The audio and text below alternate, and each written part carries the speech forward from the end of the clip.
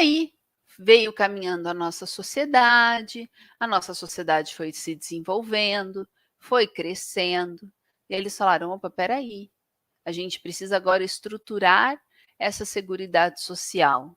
E não falar mais só de assistência social. Nós precisamos construir essa seguridade. Precisamos atender a nossa sociedade conforme ela se modificou. E foi falado então em seguridade social, que surgiu com a possibilidade, né, e com a ideia de se reduzir as desigualdades sociais e também as desigualdades regionais. Será que o nosso país tem ainda muitas desigualdades sociais? Isso é evidente, que vocês já até comentaram aqui no chat. Mas será que o nosso país ainda passa por muitas desigualdades regionais? Será que nós temos essa diferença, né, por região? Com certeza sim. É evidente que sim, tá? Então aí veio estruturado na Seguridade Social os 3 pilares que eu comentei com vocês antes: saúde, assistência social e previdência social. Vamos lá então. O que é a saúde? Vocês que estão aqui em aula, vocês acreditam que todos nós temos saúde? Eu não estou falando de saúde nós física, tá? Estou falando de saúde, eu preciso de um tratamento, eu preciso de um medicamento, eu preciso de uma cirurgia. Todos vocês têm essa saúde? Deixa eu ver aqui. Vamos lá. Vocês estão perguntando lá da reflexão que eu fiz anterior, né? Então eu vou falando enquanto vocês vão mandando aí. Não, não temos. Não temos essa saúde. O que eu preciso fazer, então, para ter essa saúde? Acionar o poder judiciário. Como que eu faço isso? Por meio de uma ação judicial, que é o chamado, né, um processo de judicialização. Então, eu vou lá, entro com um pedido judicial, que precisa ser extremamente rápido, para que eu consiga aquele direito, para que ele seja atendido, tá? Se saúde é bem-estar físico e mental, Priscila, depende. Depende porque, assim, o bem-estar mental, ele tem ligação com o físico. Então, eu preciso ver o que é que está afetando o meu organismo. Às vezes, uma doença mental está tá diretamente ligada com uma doença física. Então, eu preciso de laudos médicos, eu preciso de exames, preciso do maior número de fundamentos possíveis para que eu consiga justificar e ser atendido pelo Poder Judiciário. Porque todos nós precisamos ter esse acesso à saúde. Todos nós devemos ter esse acesso à saúde. E alguém aqui comentou no começo da aula, que eu não vou lembrar o nome, né? Que falou assim: professora, até quem não contribui tem direito. Até quem não contribui tem direito ao direito à saúde. Se você está aqui na aula e você paga um plano de saúde, falou assim: eu pago plano de saúde, jamais eu vou poder entrar com uma ação judicial. Pode. Você pode sim entrar com uma ação judicial. Fica comprovado que aquele procedimento não está sendo garantido pelo seu plano de saúde, que o seu plano de saúde não está te dando cobertura, e se você for pagar judicialmente, ou se você for pagar por fora, é algo que vai prejudicar a sua manutenção, que vai prejudicar o sustento da sua família, então você pode sim entrar com uma ação judicial. Aí é melhor que você procure, né, ou quem você conhece e precisa, procure um advogado especialista na área, porque ele vai saber todos os caminhos para entrar com esse tipo de ação, tá?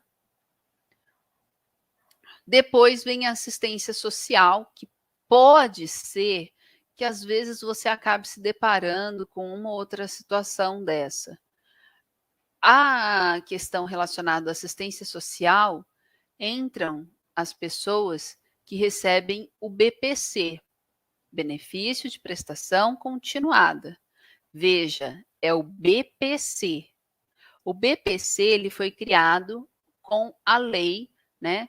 Com a Lei Orgânica da Assistência Social, que é o LOAS.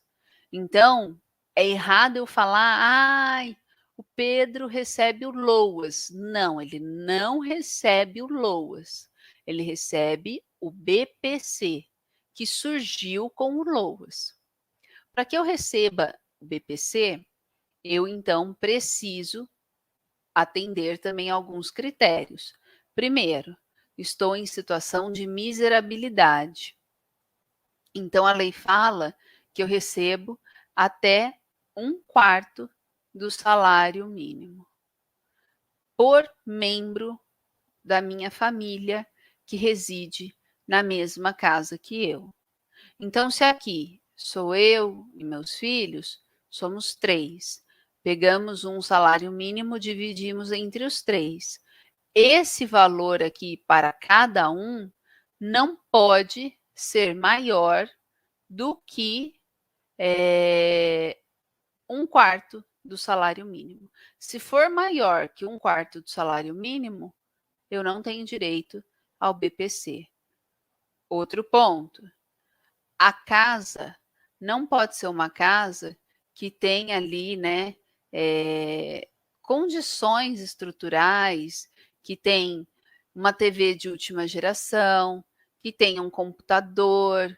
Não, tem que ser uma casa simples, humilde. Então, são famílias que não têm uma casa igual a nossa, ou igual muitos de nós. Pode ser que vocês tenham uma casa melhor, não interessa, mas já não vai entrar para o benefício do BPC, tá?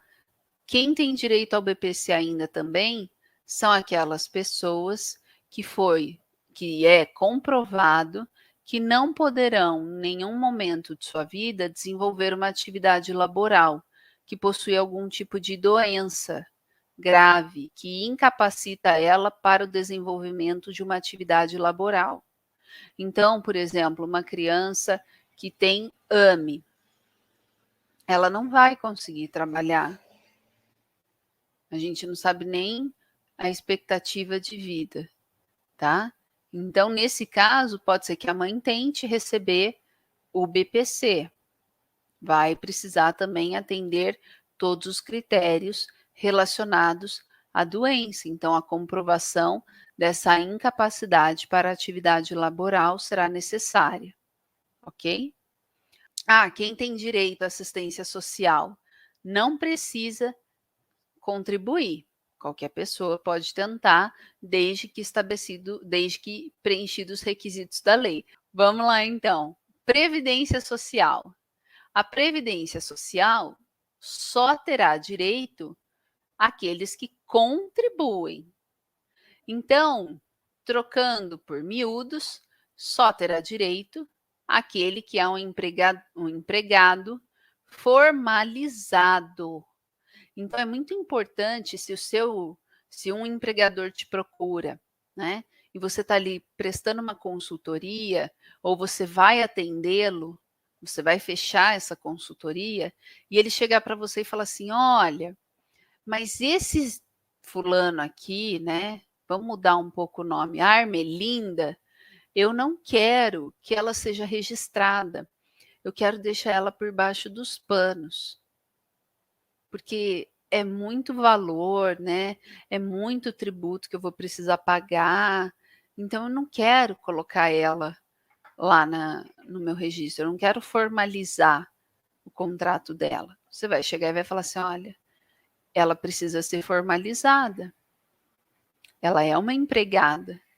Ou então, ela deverá trabalhar como uma prestadora de serviços, onde você pedirá que ela crie, então, o seu MEI que emita nota fiscal cada vez que você for fazer o pagamento. Mas não deixe de colocá-la na Previdência Social. Amanhã ou depois acontece alguma coisa com a Armelinda. Ela fica doente, ela fica, né, precisa receber a aposentadoria porque ficou incapacitada para o trabalho, e ela chega lá no INSS para dar entrada na sua solicitação e dar literalmente de cara com a porta, aí ela vai então ter uma brecha para acionar você e o empregador, porque o empregador vai te chamar para responder, vai falar: como que você não me falou isso, Ana Paula?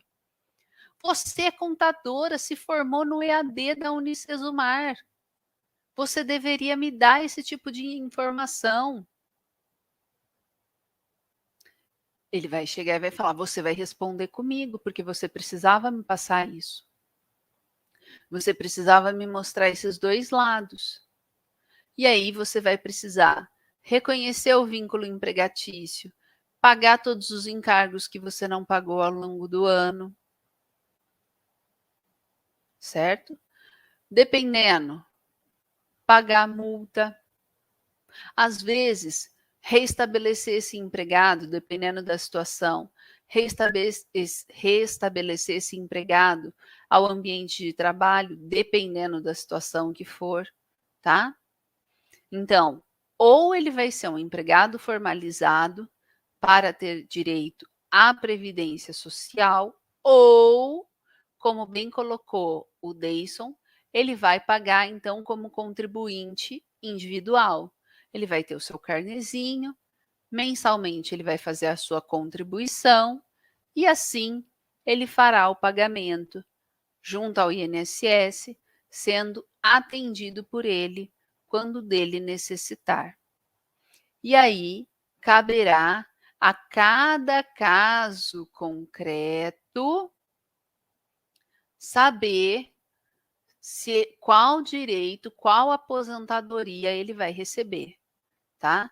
Então, não adianta vocês chegarem e falarem assim: ai, professora, então o João pode receber e a Maria não. Não sei.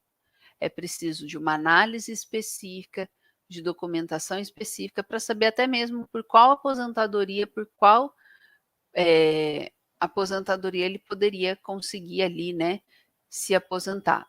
E que às vezes, dependendo da situação que você estiver, da empresa que você estiver ali prestando consultoria, e eles te perguntem, tá? Então, só para deixar claro para vocês.